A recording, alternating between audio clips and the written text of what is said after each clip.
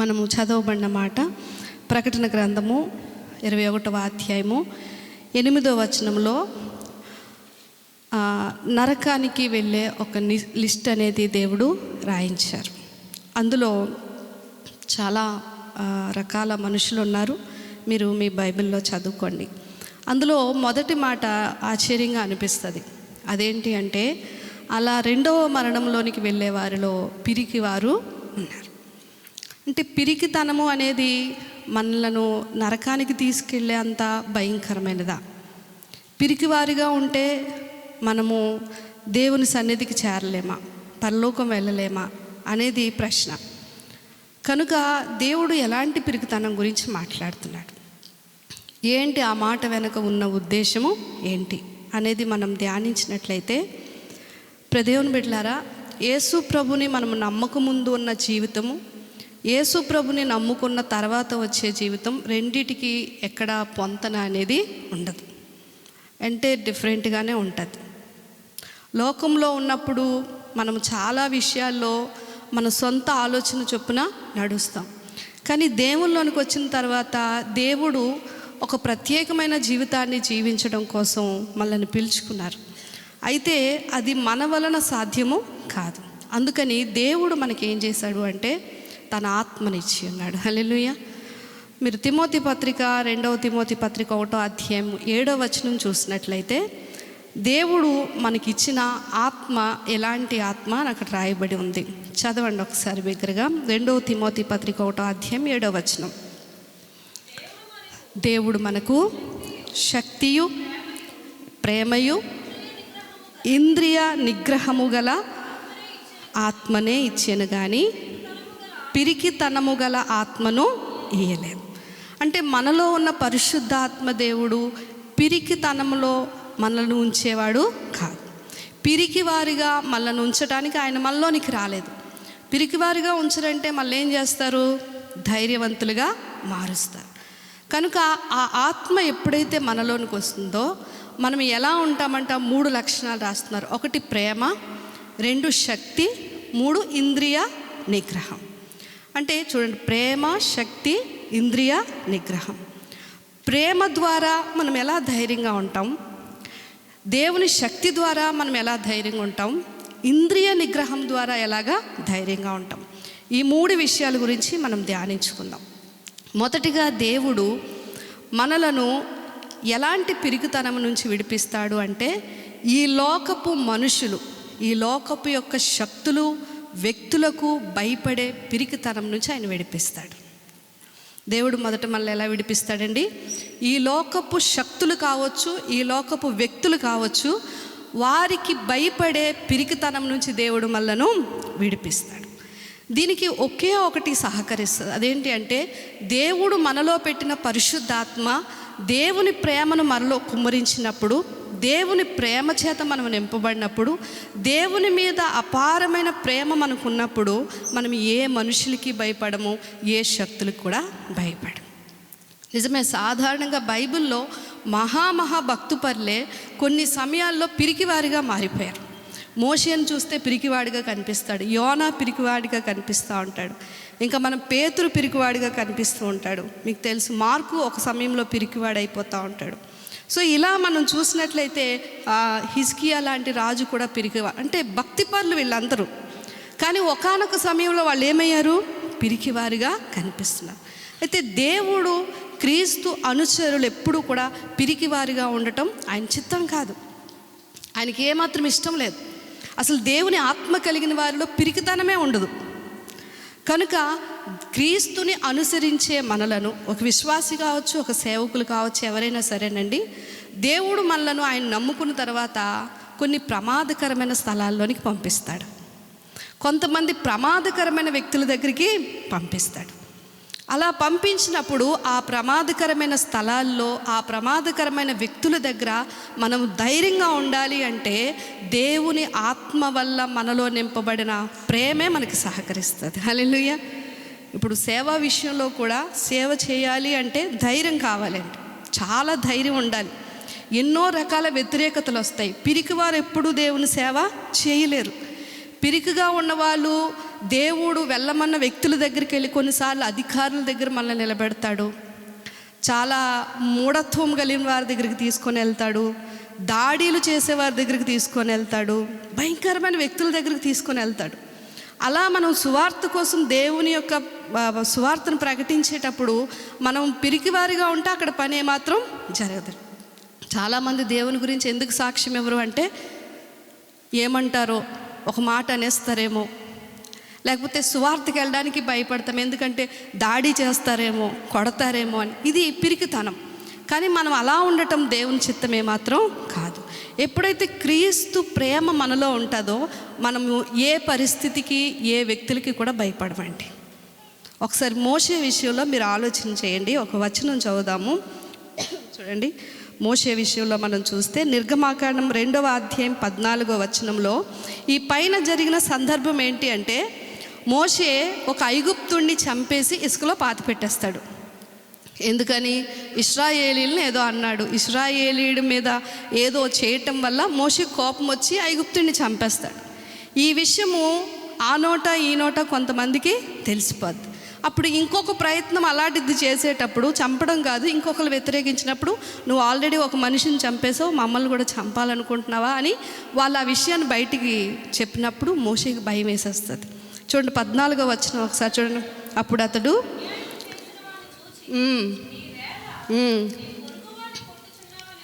అడుగ్గా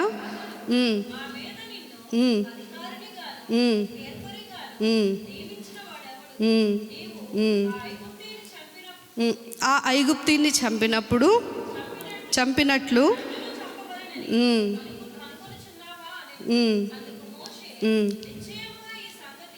నిశ్చయముగా ఈ సంగతి బయలుపడును అనుకొని భయపడెను. ఆ కింద వచనం కూడా చదవంట్రా. ఈ సంగతి ఫరో వరకు వెళ్తాదేమో, ఫరో నన్ను పిలుస్తాడేమో అని ఫరో యొద్దకు వెళ్ళాలని భయపడ్డాడంట. ఏంటండి? ఎవరికి భయపడ్డాడు? ఫరోకి భయపడ్డాడు. ఒక మనిషిని చంపిన ఈ వార్త అక్కడి వరకు వెళ్ళిపోతే నేను ఫరోని ఎలా ఎదుర్కోవాలి అని ఒక పిరికివాడిగా దేవుని బిడ్డలారా అన్నీ విడిచిపెట్టేసి మిద్యాను అరణ్యంలోనికి పారిపోయాడని ఉందండి. ఏం చేశాడు? పారిపోయాడు. ఈ పారిపోయిన మోషేని దేవుడు పట్టుకున్నాడు. హల్లెలూయా. 40 సంవత్సరాల తర్వాత అదే మోషేని చూడండి దేవుడు ఏం చేస్తున్నాడు. 6వ అధ్యాయం 10వ వచనం ఒకసారి చూడండి. నిర్గమాకాండం 6వ అధ్యాయం 10వ వచనం. మరియు యెహోవా మోషేతో, నీవు లోపలికి వెళ్ళి ఐగుప్తు రాజైన ఫరోతో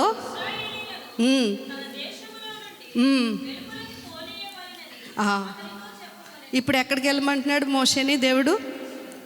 ఫరో దగ్గరికి వెళ్ళడమే కాకుండా ఈ ఇశ్రాయేలీలందరినీ బయటికి పంపించమని దేవుడు చెప్తున్నాడని చెప్పు అని ఎవరితో చెప్తున్నాడు? ఏ ఫరో ఎదుటి నుంచి అయితే ప్రాణభయంతో పారిపోయాడో అదే ఫరో ఎదుటికి ఇప్పుడు మోషేని దేవుడు పంపిస్తున్నాడు. మోషే కిందకి చాలా భయపడతాడండి. నోటి మాంద్యం గలవాడిని, నా వల్ల ఎలాగవుతుంది అని అంటే అప్పుడు దేవుని బిడ్డలారా 7వ అధ్యాయం 1వ వచనంలో ఏమంటున్నాడో తెలుసా? నిన్ను ఫరోకి దేవునిగా నేను నియమించితిని. హల్లెలూయా. చూడండి, ఈ 40 సంవత్సరాల్లో ఏం జరిగింది అంటే దేవునితో మోషే ఉన్నాడు. మోషే ఒంటరిగా వెళ్ళడానికి భయపడుతున్నాడు. కానీ దేవుడు ఏమంటున్నాడంటే నేను నీకు తోడుగా వస్తున్నాను, ఇగో మీ అన్నని ఇస్తున్నాను, నీకు ఆ శక్తిని నేను ఇచ్చాను, నువ్వు అక్కడ నిలబడగలిగే శక్తిని నేను నీకు ఇచ్చాను అన్నప్పుడు మోషే ధైర్యంగా వెళ్ళటం, ఫరో దగ్గర నిలబడడం, అతనితో సంభాషించటం. చూడండి, అదే ఫరో 40 సంవత్సరాల క్రితము అతనికి భయపడిన మోషే ఎప్పుడైతే దేవుని సహాయంతో వెళ్ళాడో ధైర్యంగా అతని దగ్గర మాట్లాడగలుగుతున్నాడు. హల్లెలూయా. మనం పిరికి వాళ్ళమే, కానీ మనలో ఉన్నవారు ఎవరండి? పరిశుద్ధాత్ముడు.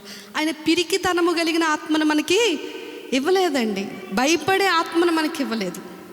ఇప్పుడు గిద్యోను కూడా చూడండి, గిద్యోను మిద్యానీయులకు భయపడి ఒక గానుగు చాటున గోధుమలు దుల్లగొట్టుకుంటున్నాడు. అదే గిద్యోన్ని మళ్ళీ దేవుడు ఎక్కడికి పంపించాడు? మిద్యానీయుల మీదకే పంపించాడు. భయపడుతున్న వాళ్ళ దగ్గరికే గిద్యోన్ని దేవుడు పంపించాడు. ఎలా సాధ్యమైంది అంటే గిద్యోని మీదకి పరిశుద్ధాత్మను పంపించడం ద్వారా పరాక్రమము కలిగిన బలాఢ్యుడాడు. పిరికివాడు మళ్ళీ వారితోనే యుద్ధం చేసే అంత బలవంతుడిగా మార్చబడ్డాడు. పేతురు కూడా యేసు అంటే ఎవరో నేను ఎరగనని ముమ్మారు బొంకాడండి. ఎవరి దగ్గర తెలుసా? ఒక యూదుల చిన్నది, ఇశ్రాయేలీలు చిన్నది వచ్చి అడిగింది అనమాట, నువ్వు పేతురువా, నువ్వు అతనితో కూడా ఉన్నవాడు కదంటే, నో నాకేం తెలియదు అన్నాడు. కానీ గమనించండి, అపోస్తుల కార్యాల్లో అదే యూదుల మధ్య నిలబడి రొమ్ము విరిచి బహిరంగంగా గంభీరముగా యేసును గురించి పేతురు ప్రకటించాడు. హల్లెలూయా. దేవుడు ఎలాంటి వాడో తెలుసండి. ఆ ఫరోని దేవుడు తొలగించలేదు, లేక ఆ మిథ్యానీలను దేవుడు తీసివేయలేదు, ఆ యూదులను దేవుడు తీసేయలేదు. కానీ దేవుడు ఏం చేశాడో తెలుసా? ఆ ఏ వ్యక్తులకైతే, ఏ పరిస్థితులకైతే మనం భయపడతామో అదే వ్యక్తుల ముందు, అదే పరిస్థితుల ముందు మనలను శక్తివంతులుగా చేసి నిలబెడతాడు. మనం తప్పించుకుని పారిపోదాం, ఈ స్థలం కాదు, ఈ వ్యక్తులు కాదు, ఇది కాదు అనుకుంటాం. దేవుడు అలాంటి వాడు కాదండి. ఇది కాకపోతే ఇంకోటి అలా పిరికివారిగా మళ్ళీ పారిపోయేవారిగా చేయడు. ఆయన యూదా గోత్రపు సింహం. ఆయన దేనికి భయపడని వాడు. ఈ లోకమంతా ఏకమైన ఆయన ఎదుట నిలవలేదు. కనుక ఆ వ్యక్తులను ఆయన తీసివేయడు. ఆ పరిస్థితుల్లో, ప్రభా నాకు భయం వేస్తుంది ప్రభా, నేను పాట పాడలేను ప్రభా, ఈ సంఘంలో నేను నిలబడలేను, నేను ఇక్కడికి వెళ్ళి సువార్త చేయలేను, నేను ఇలా నీ కొరకు నిలబడలేను అన్నప్పుడు దేవుడు అదే మనుషుల మధ్య, అదే పరిస్థితుల్లో, అదే వ్యక్తుల మధ్య మళ్ళీ ధైర్యవంతులుగా చేసి నిలబెడతాడు తప్ప వాటిని తొలగించారు, ఇది నీకు ఫిట్ అవ్వదులే, నిన్ను ఇంకొక చోటకు తీసుకెళ్ళిపోతాను, నిన్ను ఇంకొక వ్యక్తుల దగ్గరికి తీసుకెళ్ళిపోతానని ఎప్పుడు కూడా ఆయన అండండి. ఎందుకంటే మనము భయపడే పరిస్థితుల్లో ఆయన ఆత్మ ద్వారా మనల్ని శక్తివంతులుగా చేస్తాడు. హల్లెలూయా. ఈరోజు గమనించండి దేవుని బిడ్డలారా, దేవుని నమ్ముకున్న బిడ్డలుగా చాలామంది పిరికివారుగా ఉండడానికి కారణం ఏంటి అంటే, యేసు ప్రభువుని నమ్ముకుంటే హింసలు, యేసు ప్రభువుని నమ్ముకుంటే ప్రాణభయం, యేసు ప్రభువుని నమ్ముకుంటే నిందలేస్తారు, లేకపోతే యేసు ప్రభువుని నమ్ముకుంటే వెలివేతలు. అంటే యేసుతో వారికి ఉన్న సంబంధం కంటే వాళ్ళ సొంత భద్రతే వాళ్ళకి ఎక్కువ. ఆలోచించేయండి. కానీ దేవుని ప్రేమ మన హృదయంలో నిండినప్పుడు పౌలు అంటాడు, క్రీస్తు ప్రేమ నన్ను బలవంతము చేస్తూ ఉంది. చంపేస్తారని తెలిసే యెరూషలేముకి వెళ్ళిపోయాడు, చంపేస్తారని తెలిసిన ఆయా స్థలాల్లోకి వెళ్ళిపోయేవాడు. అవి ప్రమాదకరమైన స్థలాలని తెలిసిన చాలామంది వెళ్ళొద్దని చెప్పినా కూడా అక్కడికే వెళ్ళి నిలబడ్డాడండి. బహిరంగంగా క్రీస్తుని గురించి ప్రకటించాడు. కనుక దేవుని పిల్లలుగా మనం నార్మల్ పీపుల్ కాదు.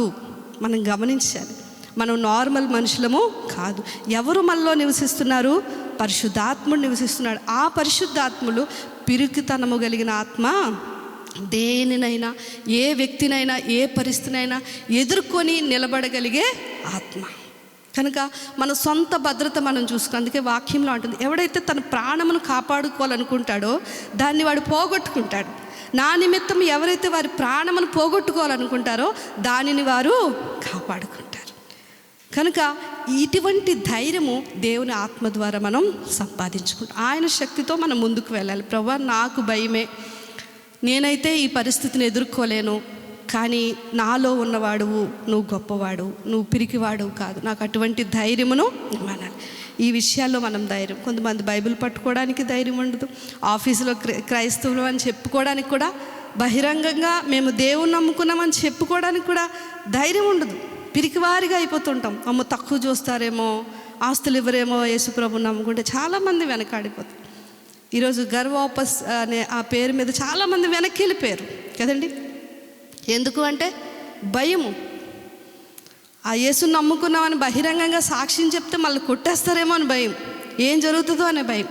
కానీ నిజమైన క్రీస్తు అనుసరుడు ఎప్పుడు కూడా ధైర్యంగా ఉంటాడు. హల్లెలూయా. ఇటువంటి ధైర్యం గురించి, ఇటువంటి విషయాల్లో పిరికితనం ప్రదర్శిస్తే మనము నరకానికి పాత్రులము. అందుకే ప్రభు ఒక మాట అంటున్నాడు, నేను చూపించి ముందుకెళ్తాను. మత్తయి సువార్త 10వ అధ్యాయం 32, 33 వచనాలు ఒకసారి చూద్దామా? 32వ అధ్యాయం 33వ వచనం, మత్తయి సువార్త 10వ అధ్యాయం.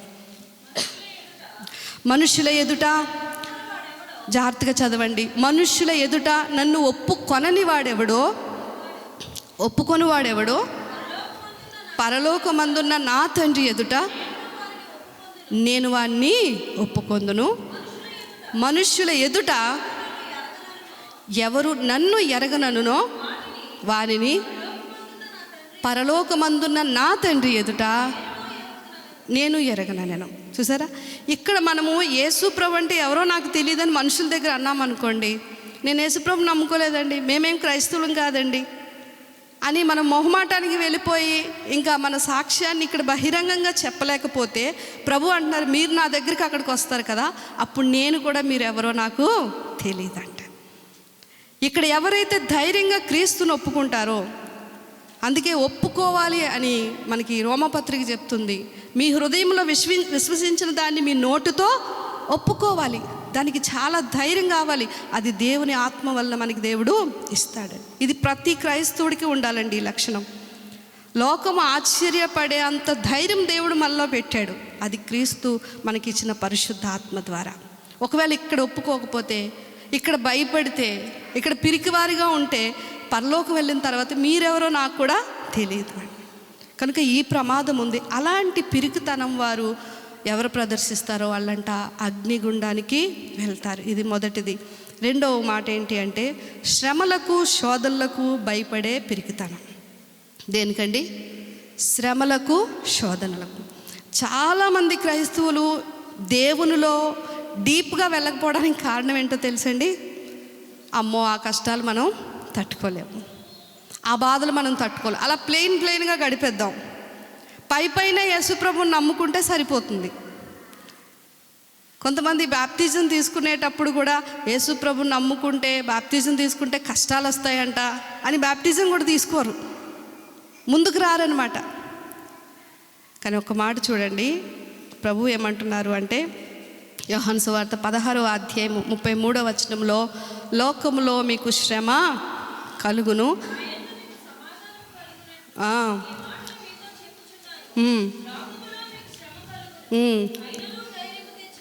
ఆయనను ఏం చేయాలండి?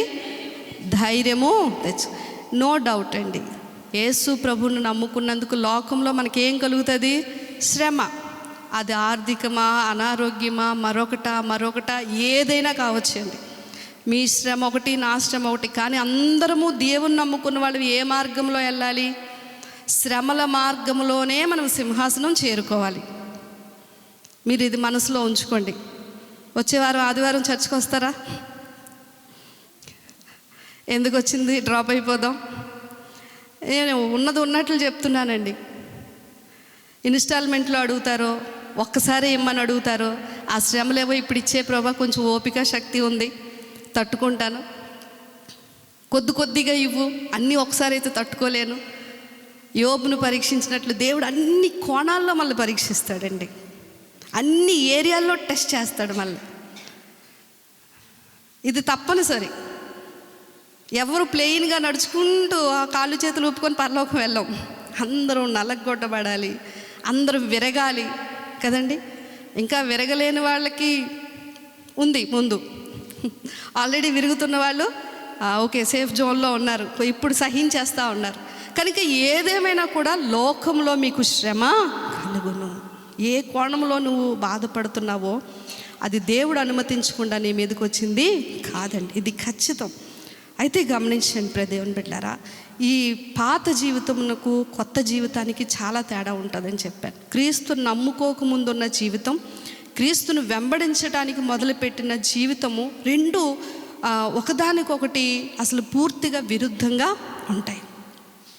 కనుక ఈ శ్రమల మార్గంలో మనము ముందుకు వెళ్తున్నప్పుడు ఖచ్చితంగా మనలో ఒక అవిశ్వాసం లేక పిరికితనం లాంటిది మనల్ని వెంటాడుతూ ఉంటుంది. కనుక మనం ఏం చేయాలి? ఎలా ఈ పరిస్థితిని జయించాలి? చూడండి, చేపలు అంటండి ఎప్పుడు కెరటాలకి ఎదురు ఎదుగుతాయటండి. ఇప్పుడు కెరటం ఇలా సాఫ్ట్గా వస్తుంది అనుకోండి, ఇలా పైనుంచి కెరటం వస్తే ఆ కెరటంలో సేఫ్గా ఒకవేళ చేప కొట్టుకొని వచ్చేస్తే ఎక్కడికి వచ్చేది? ఒడ్డుకు వచ్చేస్తే చేప బ్రతుకుతుందా? బ్రతకదు. అది బ్రతకాలి అంటే ఏం చేయాలి? ఎదురీదాలి. ఎదురీది లోపలికి వెళ్ళి సముద్రంలో ఉంటేనే దానికి మంచిది. మనం కూడా ఈ లోకమనే, ఈ సముద్రం అనే ఈ లోకాన్ని మనం ఏం చేయాలంట? ఎదురీదాలి. దేవుడు మనకి తోడై ఉండి నడిపిస్తాడు. శ్రమ అయితే కలుగుతుందండి, శ్రమ కోసం మనం భయపడకూడదు. కానీ ఆ శ్రమలో కూడా మనకి దేవుడు ఏం చేస్తాడు? తోడుండి అలాంటి శ్రమలన్నిటినీ ఎదుర్కొనే శక్తిని మనకి ఇస్తాడు. మీరు వాక్యంలో దేవుడు ఒక పక్షిరాజుతో పోల్చుకున్నాడు. ఇశ్రాయేలీలను అంటాడు, గెద్ద రెక్కల మీద నేను మిమ్మల్ని మోసినట్లుగా మోసుకొని వచ్చి తిని అంటాడు. అంటే ఆయన ఒక పక్షిరాజుగా, మనము ఆయన పిల్లలుగా ఉన్నాం. ఈ పక్షిరాజు అంటే చూడండి, ఎత్తైన స్థలాల్లో గూళ్ళు పెడుతుంది. గూళ్ళు పెట్టి అక్కడ పిల్లలు పెడుతుంది. పిల్లలు పెట్టిన తర్వాత పిల్లలకి మేత పెడుతుంది. ఒకానొక స్టేజ్ వస్తుంది. స్టేజ్ వచ్చినప్పుడు వాటికి కొంచెం రెక్కలు డెవలప్ అవుతూ ఉంటాయి. ఈ రెక్కలు డెవలప్ అయినప్పుడు ఏం చేస్తుందంటే, ఏ గూడైతే సమకూర్చిందో, ఏ పిల్లలనైతే సేఫ్గా ఉంచిందో, అదే పక్షిరాజు తను ఆ గూడుని చెదరగొడుతుందట. మీరు చూడండి, ఎప్పుడైనా ఇలా గూడుని చెదరగొట్టినప్పుడు లోపల ఉన్న పిల్లలకి కంగారు వచ్చేస్తుంది. చెదరగొట్టేస్తుంది అంటే అమ్మ ఏదో కోపంతో ఇలా చెదరగొట్టేసినట్లు గూడు చెదరగొట్టేస్తుంటే పిల్లలన్నీ ఏమీ చేయలేక అలా గాల్లో కిందకి పడిపోతూ ఉంటాయి అన్నమాట. పడిపోయినప్పుడు ఈ పక్షిరాజు ఆ పైనే ఉండి పిల్లల మీద అలా అల్లాడుతూ ప్రతి దాన్ని చూస్తూ ఉంటుంది. చూసినప్పుడు ఈ పిల్లలు ఏం చేస్తాయి తెలుసండి, పడిపోకుండా వాటిని అవి సంరక్షించుకునేలాగా అప్పుడప్పుడే వస్తున్న రెక్కల్ని ఇలా ఆడిస్తూ ఎగరడం నేర్చుకొని కొన్ని ఎగరకుండా కింద పడిపోతున్న టైంలో ఆ యొక్క గద్ద ఒక్కసారిగా వచ్చి ఆ పిల్లని రెక్క మీద ఎక్కించుకొని మళ్ళీ పైకి తీసుకెళ్ళి మళ్ళీ ఒకసారి పైనుంచి వదిలిపెడుతుంది అనమాట. వదిలిపెట్టినప్పుడు మళ్ళీ ఆ పక్షి ఇలాగా కొద్దిగా ఎగరడం నేర్చుకోవడం. మళ్ళీ ఆ తల్లి ఏం చేస్తుందంటే తీసుకెళ్ళి పైకి పెడతారు. చూడండి, ఇది మనకేం తెలియచేస్తుంది అంటే, ఎప్పుడు అవి ఆ గూళ్ళోనే అలా ఉండటం తల్లికి ఇష్టమో లేదు. అవి కూడా సొంతంగా ఎగరడం నేర్చుకోవాలి. అవి కూడా నాలాగా పెద్దవవ్వాలి అన్నప్పుడు అదే పక్షిరాజు వాటికి ట్రైనింగ్ ఇచ్చే హయాంలో వాటిని కాసేపు అలా వదిలినట్లుగా కనిపిస్తుంది. ఆ టైంలో కిందకు పడిపోతున్న ఆ పిల్ల హృదయంలో, మనసులో ఎంత భయం ఉంటుంది, చచ్చిపోతానేమో అని ఎంత భయం ఉంటుంది. కానీ పక్షిరాజు కింద పడనివ్వదండి, మళ్ళీ పైకి తీసుకెళ్ళి గుళ్ళో పెడతారు. గమనించండి, మనం అందరం ఎవరు పిల్లలమండి? యేసు ప్రభు యొక్క పిల్లలం. ఆయన యూదాగోత్రపు సింహంగా ఉన్నాడు. ఆయన ఆత్మ శక్తి కలిగిన ఆత్మ. మనం అన్ని విషయాల్లో దేవుళ్ళ ఎదగాలి తెలుసండి. యేసు ప్రభులాగా పరిశుద్ధతలోని ఎదగాలి, ధైర్యంలో కూడా మనము ఎదగాలి. ఆయన దేనికి భయపడే దేవుడు కాదు, దేనికి బెదిరిపోయే దేవుడు కాదు. క్రీస్తులా మనం ఎదిగేటప్పుడు మనం పిరికివారిగా ఉండటం దేవుడు ఏమాత్రం ఇష్టపడలేదు. ఏ పరిస్థితినైనా ఫేస్ చేయాలి, ఏ పరిస్థితినైనా ధైర్యంగా ఎదుర్కోవాలి. ఎందుకంటే ఈ లోకానికి మనం ఒక నిరీక్షణ ఇవ్వాలి, ఈ లోకానికి ఒక ప్రోత్సాహం ఇవ్వాలంటే ఫస్ట్ మనం ఆ పరిస్థితులు గుండా వెళ్ళాలా లేదా? వెళ్ళాలి.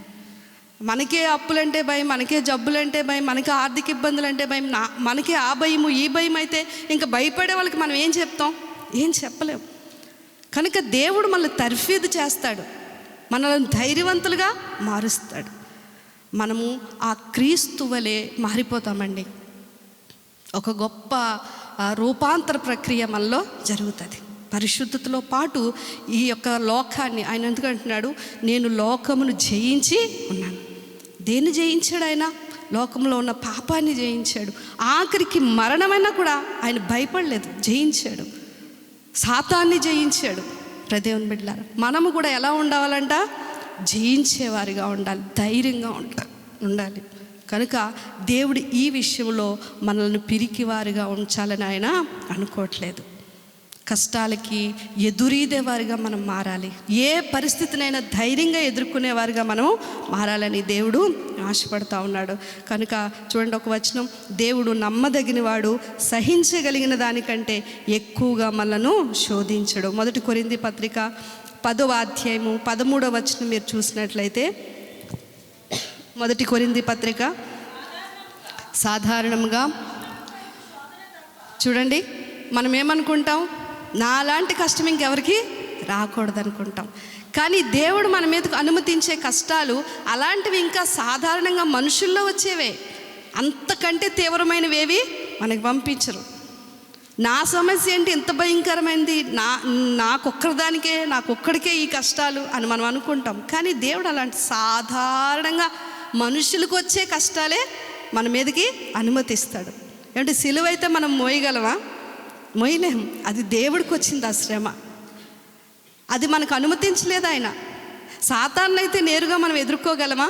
అది దేవుడే చేయగలడు. అది మన మీదకి అనుమతించలేదు. కనుక మనము ధైర్యంగా ఉండాలి. ఇలాంటి సమస్య చాలామంది ఎదుర్కొంటున్నారు. ఇలాంటి పరిస్థితుల్లో చాలామంది ఉన్నారు. దేవుడు అందరికీ ఉన్నలాంటి కష్టాలే కాస్త నా మీదకి అనుమతించాడు. ఇంకా చూడండి కిందకి, చూడండి, దేవుడు నమ్మదగినవాడు, మీరు సహింపగలిగినంత కంటే ఎక్కువగా ఆయన మళ్ళీ శోధింపబడనీయడు. సహింపగలుగుటకు ఆయన శోధనతో కూడా తప్పించుకునే మార్గాన్ని ఏమండి శోధన పెడతాడంట. ఆ శోధన మనం భరించలేనిదంతా పెట్టడు, సహించగలిగే అంతా పెడతాడు. ఎందుకంటే ఆయన నమ్మదగిన దేవుడు. మనం భరించలేని బరువులు మన మీద పెట్టడు. అంతేకాకుండా ఆ శోధన నుంచి తప్పించుకునే మార్గాన్ని కూడా పెడతాడు. ఏంటంటే తప్పించుకునే మార్గం, శ్రమను తప్పించుకునే మార్గం ఏంటి? ఇప్పుడేమో ధైర్యం ఇచ్చి శ్రమను ఎదుర్కోమంటున్నాడు కదా దేవుడు. మరి అదే దేవుడు శ్రమను తప్పించుకునే మార్గాన్ని పెట్టానంటున్నాడు. ఏంటి ఆ తప్పించుకునే మార్గం? ఏదో నాకు చెప్పండి బాబు, నేను తప్పించుకుని ఎక్కడికో పారిపోతాను అని అనుకుంటున్నారు కదా. సహించడమే తప్పించుకునే మార్గం. హల్లెలూయా. మనము దాన్ని ఎంత సహిస్తామో అంత త్వరగా దాని నుంచి బయటకు వచ్చేస్తాం. ఆ శ్రమలో సణుగుతాం చూసారా, ఇంకా దాన్ని ప్రొలాంగ్ చేస్తూ ఉంటాడు దేవుడు. ఆ సణిగే స్వభావాన్ని మనం వదిలేయాలి.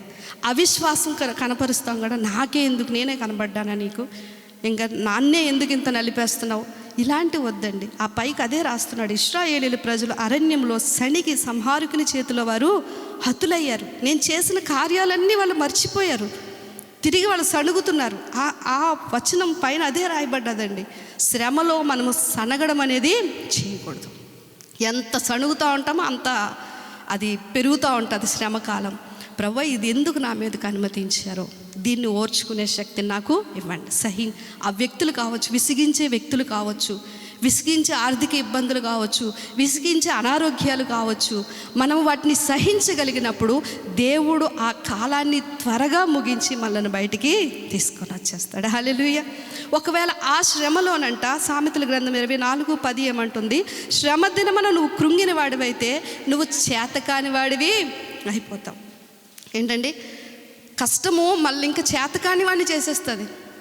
కృంగుదల ఎలాంటిదో తెలుసండి? కృంగిపోతూ ఉంటే మనం ఇంకేమీ సాధించలేం, చేతకాని వాళ్ళం అయిపోతాం. శ్రమ దినమున మనము కృంగడం అనేది చేయకూడదు. దేవుని మీద విశ్వాసం ఉంచాలి. ఈ శ్రమల నుంచి బయటపడే మార్గం ఒకటండి. అదేంటో తెలుసా? వాగ్దానాలను నమ్మాలి. ఏం చేయాలి? వాగ్దానాలను నమ్మాలి. వాగ్దానం చేసిన వాడు మాట తప్పుడు. ఆయన వైపు నుంచి ఆయన ససేమిరా అన్నాడు అంటే చేస్తాడంతే. ఆ శ్రమలో దేవుడు నీతో ఏం మాట్లాడుతున్నాడు, ఆ శ్రమలో దేవుడు ఏ మాటను నీ దగ్గరికి పంపిస్తున్నాడో అది జాగ్రత్తగా మనం నోట్ చేసుకొని ఒక పక్కన పెట్టుకొని డేట్లు వేసుకొని, ప్రవ్వా నేను ఈ టైంలో మొరపెట్టాను, నువ్వు నాకు ఈ వాగ్దానము ఇచ్చావు, దీనినే నమ్ముతున్నాను తప్ప నేను శ్రమని చూడట్లేదు. వాగ్దానాలు అనేవి అంత సులువుగా తీసేయకూడదండి, అంత ఈజీగా పక్కకి నెట్టేయకూడదు. ఆ వాగ్దానమే శ్రమలో మనకి విడుదలిస్తుంది. హల్లెలూయా, హల్లెలూయా. కనుక శ్రమలను చూసి భయపడేవాడు క్రైస్తవుడుగా ఉండలేడు. కనుక మనలాంటి పిరుకోల్ని దేవుడు ట్రైనప్ చేస్తూ ఉన్నాడు.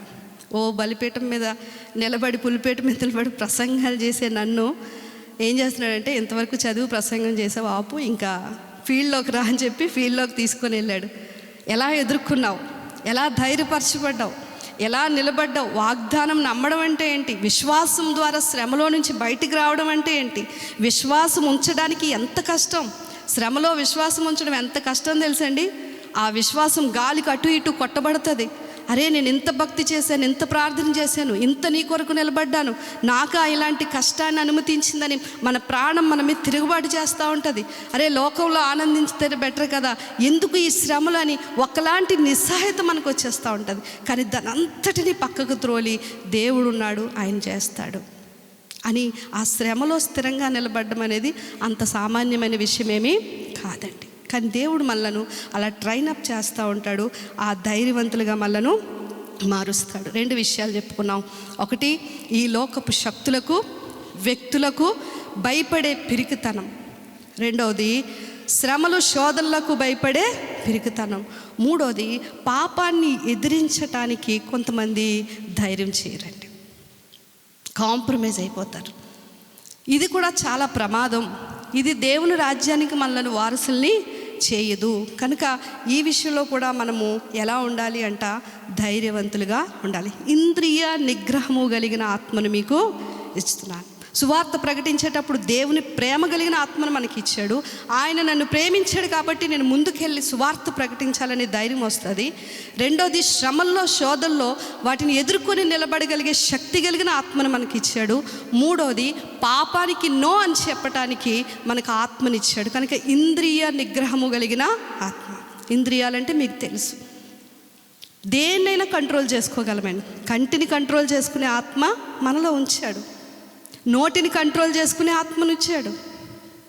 చెవిని కంట్రోల్ చేసుకునే ఆత్మనిచ్చాడు. నీ ఇంద్రియాలన్నిటినీ, నీ చేతులను, నీ కాళ్ళను, నీ సర్వ శరీరాన్ని నువ్వు కంట్రోల్ చేసుకునే ఆత్మ ఎక్కడుంది?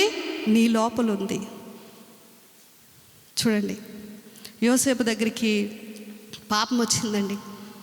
దేవుని బిడ్డలారు గమనించండి, దేవుని బిడ్డలు పాపం విషయంలో మొహమాటం లేని వారిగా ఉండాలి. ఇప్పుడు పాపం తీసుకొని వచ్చిన స్త్రీ సామాన్యమైన స్త్రీ కాదండి. ఎవరికి నో అని చెప్పాలి? రాణిగారికి చెప్పాలి. ఆమె కోపం వస్తే ఏం చేస్తుంది? ఖచ్చితంగా చాలా తీవ్రంగా ఉంటుంది శిక్ష. కానీ యోసేపు ఏం చేశాడండి? ఏం చేశాడు? ఆ రాణి అని భయపడకుండా ఆమెను ఎదిరించగలిగాడు. ఏమైనా పర్వాలేదు, కానీ నా దేవుని దృష్టికి ఇట్టి దుష్కార్యము నేను చేయకూడదు. కాంప్రమైజ్ అయ్యాడా? లేదండి. దానియేలు దగ్గరికి ఆహారం తీసుకొని వచ్చారు, రాజు భోజనం. ఇప్పుడు ఈ వార్త ఎవరి దగ్గరికి వెళ్తుంది అంటే రాజు దగ్గరికి వెళ్తుంది. నపుంసకుడే టెన్షన్ పడిపోతున్నాడు, మీ ముఖాలు వాడిపోతే నేను రాజుకి ఏం చెప్పాలి అంటున్నాడు. దానియేలు ఆ రాజుకు భయపడలేదండి, ఆ రాజును కలిగజేసిన రారాజుకు భయపడ్డాడు. హల్లెలూయా. నన్ను అపవిత్రం చేసుకోలేను, మొహమాటానికి పోలేను, ఏదో పెడితే తినేస్తాను అయిపోయిందని అనుకోలేదండి. ఆ ఒక్క ఆజ్ఞ కోసం దేవుని దృష్టికి పాపం చేయకూడదని దాన్ని త్రోసిపుచ్చాడు. గమనించండి దేవుని బిడ్డలారా, దేవుని వాక్యం ఈ విషయంలో చాలా కరాఖండిగా కొన్ని విషయాలను బోధిస్తూ ఉంది. యేసు ప్రభు గురించి ఏం రాయబడిందో ఒకసారి చూడండి. మత్తయి సువార్త 22వ అధ్యాయం 16వ వచనం. మత్తయి సువార్త 22వ అధ్యాయం 16వ వచనం. బోధకుడా, నీవు సత్యవంతుడివై ఉండి దేవుని మార్గము సత్యముగా బోధించుచున్నావనియు, నీవు ఎవ్వరిని లక్ష్య పెట్టవనియు, మొహమాటం లేని వాడవనియు మేమెరుగుదుము. మన యేసు ఎలా అంటాడండి? పర్లేదులే, పాపం చేస్తావు కదా అని అనేవాడు కాదు. ఆయన సత్యమును ఉన్నదున్నట్లుగా బోధిస్తాడు. ఆయన ఉన్నదున్నట్లుగా ఖండిస్తాడు. పాపము విషయంలో ఆయన ఏమాత్రమో మొహమాట పడ్డండి. అందుకే మనం ఎంత పెద్దోళ్ళమైనా ఎవరమైనా మన లోపాలు ఆయన చెప్తాడు అంతే. ఆయనకి మొహమాటం లేదు. సత్యమును ఉన్నదున్నట్లుగా బోధించి ఆ సత్య మార్గంలోనే నువ్వు మనుషులను నడిపిస్తావు తప్ప నువ్వు మొహమాట పడే దేవుడువు కాదు. చాలామందికి దేవుని బిడ్డారా, పాపానికి నో చెప్పడానికి మొహమాటం అండి. ఏమనుకుంటారో, సినిమాకి రానంటే ఏమనుకుంటారో, ఫ్రెండ్స్తో ఇలా చేయనంటే ఏమనుకుంటారో, మొహమాటంతో కొందరితో కలిసిపోతారు. కానీ దేవుని వాక్యం అండి, పాపము చేయడం ఎంత ప్రమాదమో, పాపముతో వాళ్ళతో ఏకీభవించడం కూడా మనం పాపం చేసినట్లే పరిగణిస్తుంది.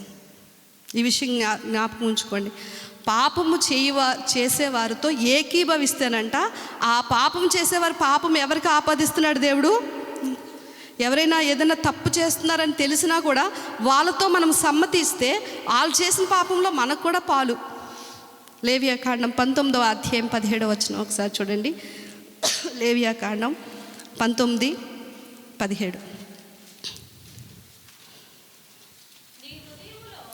నీ సహోదరుని ద్వేషింపకూడదు,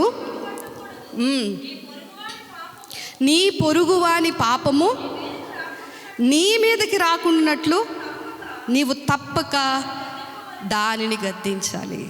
అర్థమైందండి మీకు ఈ మాట? నీ పొరుగువాని పాపం నువ్వు గద్దించకపోతే ఎవరి మీదకి వస్తుందంట? మనం ఇది పరిశుద్ధులండి, మనం పరిశుద్ధ సమాజం. ఇది దేవుని పిల్లలు పాపం చేసే వారితో పొత్తు కలిగి మీరు చేస్తుంది కరెక్టే అని వెళ్ళిపోకూడదు. నువ్వు ఆ సహోదరుని ఏం చేయాలి? గద్దించాలి. నువ్వు తెలిసి కూడా అతన్ని తప్పును సరిచేయకపోతే, అతన్ని గద్దించకపోతే అతని పాపం నీ మీదకి వస్తుంది. ఎఫెసీ పత్రిక 5వ అధ్యాయం 11వ వచనం ఒకసారి చూడండి. ఎఫెసీ పత్రిక 5వ అధ్యాయం 11వ వచనం. నిష్ఫలమైన అంధకార క్రియలలో పాలివారే ఉండక వాటిని ఖండించాలటండి. ఎవరైనా చీకటి పనులు చేస్తూ మన ముందు కనబడుతున్నప్పుడు, చీకటి కార్యాల్లో వాళ్ళు బ్రతుకుతూ దేవుని సన్నిధికి వస్తున్నప్పుడు, మనతో కలిసి ఉన్నప్పుడు మనం వారిని ఏం చేయాలటండి? ఖండించాలి. మై బ్రదర్, మై సిస్టర్, ఇది కరెక్ట్ కాదు. మనం వాక్యానుసారంగా వెళ్ళేవాళ్ళు ఇలా జీవించకూడదని చెప్పి మనం ఖరాఖండిగా ఖండించాలి. తిమోతితో పౌలు కూడా అంటున్నాడు, సంఘంలో ఎవరైనా నువ్వు తప్పు చేస్తే వారిని అందరి ఎదుట నువ్వేం చేయాలి? గద్దించాలి. ఫస్ట్ రహస్యంగా చెప్పు, తర్వాత 2-3 చెప్పు. వినకపోతే ఆ పాపం తీసుకుని వచ్చి సంఘంలో పెట్టాలటండి. అప్పటికీ వినకపోతే సంఘం నుంచి వారిని వెలేయాలి అని చెప్తా ఉంటాడు. ఆలోచన చేయండి. మనము కాపర్లు మనకి ఏదైనా గద్దించినప్పుడు నొచ్చుకోకూడదండి. ఇది వాక్యం, దేవుడు పెట్టిన క్రమం ఇది. మన తప్పుని మన సహోదరులు చెప్తారు, సేవకులు చెప్తారు, దాన్ని మనం యాక్సెప్ట్ చేయగలగాలి. లేదంటే వాళ్ళతో ఏకీభవించడం కూడా వాళ్ళ పాపంలో పాలు పొందులు పంచుకోవడమే అని దేవుని వాక్యం సెలవిస్తూ ఉంది. రోమిలకు రాసిన పత్రిక 1వ అధ్యాయం 32వ వచనంలో అంటాడు, ఈ క్రియలు పైన కొంత లిస్ట్ చెప్పి ఆ క్రియలు చేసే వాళ్ళందరూ కూడా 2వ మరణానికి వెళ్తారు. అయితే దానితో సమ్మతించేవారు కూడా ఇటు కాని చదవమా, అభ్యసించువారు, మరమునకు తగినవారు,